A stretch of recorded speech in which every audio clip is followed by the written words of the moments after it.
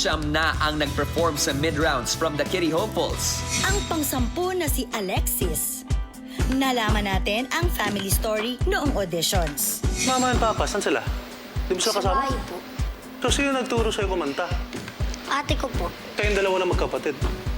Hindi po, 10 po. Sobrang gulat man ang reaksyon ng idol judges, nakakamangha naman ang kasipagan ni Alexis. Meron pong tindahan yung ate ko po ng siomai rice.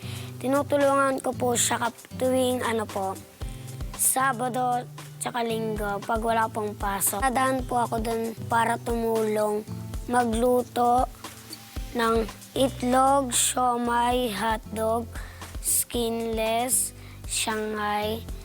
Yun po. Ngayon pong nandito na po ako, gagalingan ko po para po sa pamilya ko.